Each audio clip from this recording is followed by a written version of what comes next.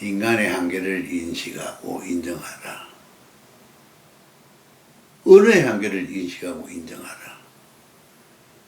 냉철하게 주제 파악하라. 목표를 원대하고 웅대하게 세워라. 그리고 열심히 해라. 이 세상에 두루 살아가는 사람들의 다양성을 인정해라. 가장 중요한 것은 언행일치하라.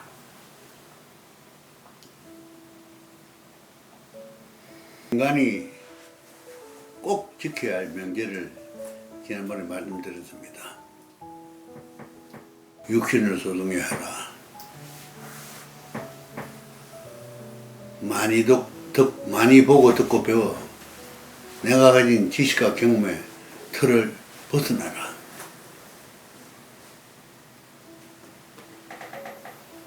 그 다음에 우리가 이 우주 속에 하나인 지구 위에 생존하는 한 우리가 예측하지 못하고 감측하지 못하고 감지하지 못하는 우주의 기운 중에 기운을 통해서 부단하게 영향을 받고 있다. 그게 직이든 자기든 또는 이 세상에 살다 죽은 그 홀령들의 기운이든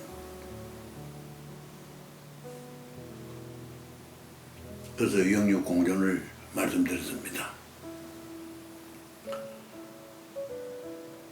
그 다음에는 우리가 살아갈 이것만 견지한다면은 좀 더 편하게, 좀 더 단순하게, 좀 더 강하게 살 수 있는 7가지 과제를 말씀드리겠습니다. 첫째, 인간의 한계를 인정해라. 사회학자들은 인간은 만물의 영장이다. 인간만이 유일하게 자연을 개조할 수 있는 능력이 있다라고 인간을 대단한 존재인 것처럼 말하지만 제가 봤을 때는 인간이 자연을 개조하는 것이 아니라 자연을 망치는 존재일 뿐입니다.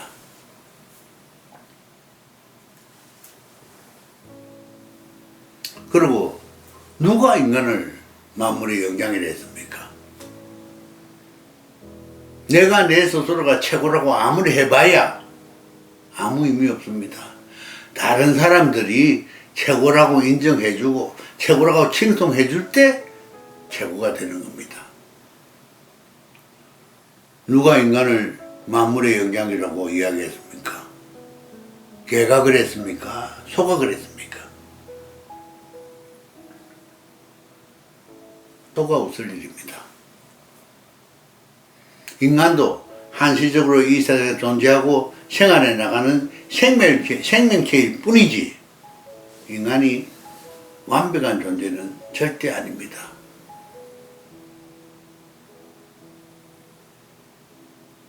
둘째는 우리가 사용하는 언어가 굉장히 막연합니다. 전에도 말씀드린 대로 마음이라는 게 뭐냐? 아무도 모르는 그 마음을 가지고 각양각색의 주장을 내세워서 사람을 혼란스럽게 만들고 있듯이 이 책도 책이라고 이야기하니 책인 줄 알지 책에 무슨 내용이 실렸으며 그 내용이 이야기하는 바, 추구하는 바가 뭔지에 대한 의미도 없이 그냥 책이라고 이야기합니다. 구체적인 사물에 대해서도 그렇게 명확하게 해석을 하지 못하는 우리 언어가 특히 관념적이고 추상적인 언어는 어떤 누구도 그게 이렇다 저렇다라고 단언 지을 수 없습니다. 여러분 사랑은 무엇을 말하는 겁니까? 어떤 걸 사랑이라고 하십니까? 행복은 무엇을 말하는 겁니까? 요즘 우리 사회에서 이야기되고 있는 보수는 뭐며 진보는 뭐란 말입니까? 박근혜 대통령이 창조 경제를 이야기했습니다. 그러다 실패했죠. 문재인 대통령도 혁신 성장을 이야기합니다. 뭐를 혁신이라고 이야기하는 겁니까? 창조니 혁신이리 하는 관념적인 이야기는 후세 사람들이 그거는 창조였다, 그거는 혁신이었다라고 평가해 줄 뿐이지 당사자는 그렇게 할 수 있는 게 아닙니다. 언어 때문에 우리 인간들이 굉장히 혼란스럽습니다. 그래서 언어의 한계를, 언어가 표현의 한계가 있다는 것 자체만 인식해도 내 스스로가 훨씬 편하게 생활할 수 있는 겁니다. 세 번째는 제발 주제 파악 좀 하자는 겁니다. 나는 어떤 상황에 처해 있고 나이는 얼마며 성별은 뭐며 무엇을 배우고 무엇을 경험한 사람이고 무엇을 할 수 있는 사람이냐에 대한 현실이 명확하게 파악이 돼야 됩니다. 능력이 있으면 있는 대로, 없으면 없는 대로. 우리 한국의 최고의 부자라 해봐야 세계적으로 별로 규모가 크지 않습니다. 적습니다.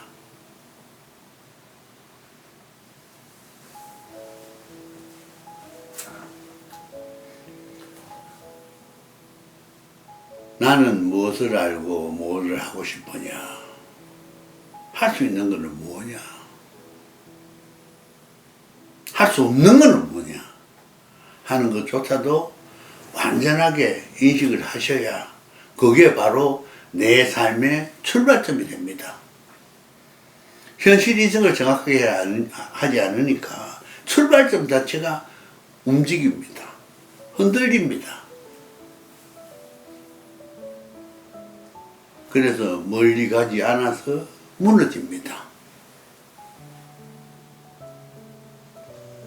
점과 점을 잇는, 두 점과 점을 잇는 가장 빠른 선이 직선이랬습니다.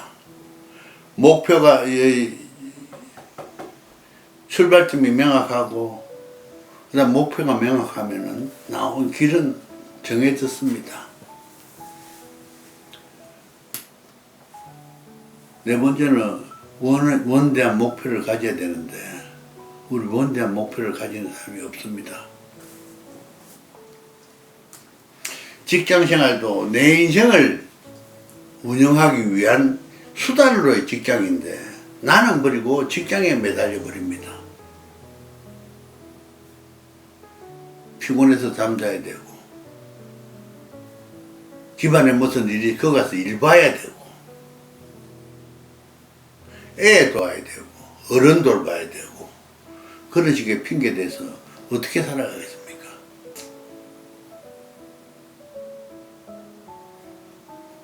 참 생각하기도 싫지만은 내 자신을 냉철하게 인식하셔야 됩니다. 제가 처음에 말씀드린 대로 제가 기도에 들어갈 때 했던 전제가 있습니다. 나는 무능하다. 나는 돈이 없다.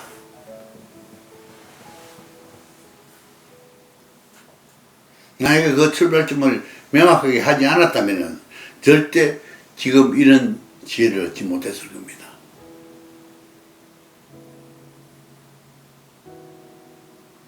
현실 인식을 냉철하게 하고 목표를 크게 세워라. 그리고는 열심히 해라. 이유 핑계 대지 말고 길을 가다 보면 중도 보고 소도 본다 했다. 중을 내 옆에 오지 마라 할 수 없고 소를 내 옆에 오지 마라 할 수 없고 내가 소를 피해서 갈 수도 없고 그냥 스쳐 지나가면 됩니다. 그게 목표지향적이라는 거죠. 꾸준하게 열심히 하다 보면은 언젠가는 그 목표에 도달할 겁니다. 서로 100% 완수하지 못한다 하더라도 남들보다는 훨씬 나은 삶을 살 수 있습니다.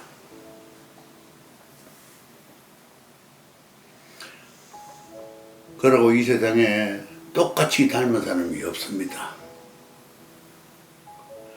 살아온 모습 다르고 태어난 조건 다르고 환경 다르고 배움 다르고 목표 다르고 각자의 삶은 각자가 다 가지고 있는 겁니다. 다양성을 인정하셔야 됩니다. 내가 주가 돼서 모든 사람을 내한테 끌어들이려고 하면은 절대 실패할 수밖에 없습니다. 다양한 사람을 내가 어떻게 품을 것이냐.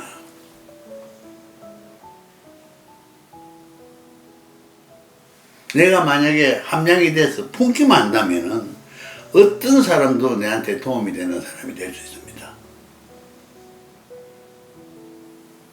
우리 몸에도 수많은 미생물이 있다고 하지 않습니까?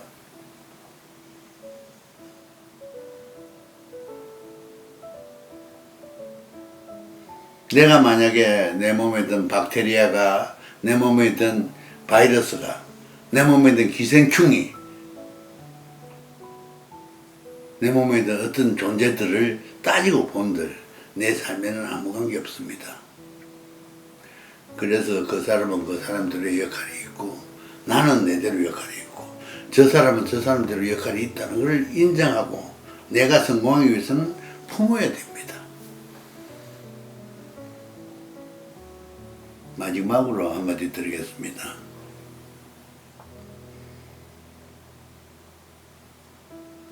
적어도 내가 한 말에 대해서는 책임지십시오. 상황에 따라서 다른 말 할 게 아니라 내 한 말, 다른 사람이 한 말을 책임지라는 거 아닙니다.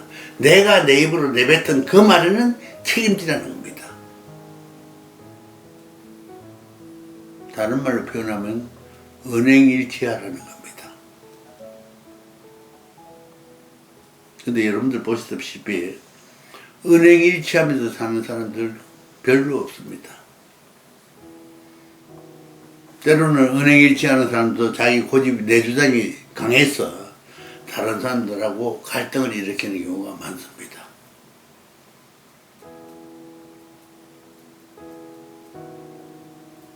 내가 간혹 성녀들이 술 먹고 고기 먹고 하는 걸 나무라는데 나는 그 사람이 술 먹고 고기 먹은 거를 나무라는 게 아니라 적어도 신도들한테 술 먹지 마라, 고기 먹지 마라 하면서 지는 술 먹고 고기 먹기 때문에 나무라는 겁니다.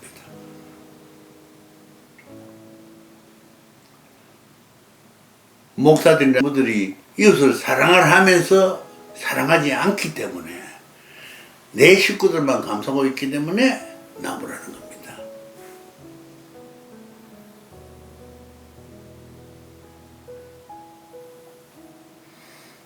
마무리를 다시 한 말씀 드리겠습니다. 인간의 한계를 인식하고 인정하라. 언어의 한계를 인식하고 인정하라. 냉철하게 주제 파악하라.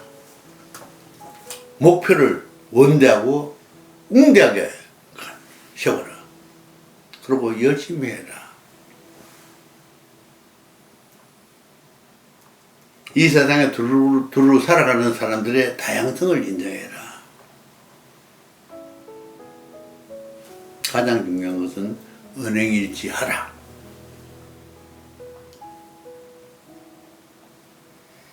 오늘은 여기서 마치고 다음에는 이 7대 과제 하나하나에 대해서 그거로 인해서 우리 사회에서 혼란을 야기하는 또 그거를 이용하는 사람들에 대한 배려에 대해서 이야기를 하겠습니다.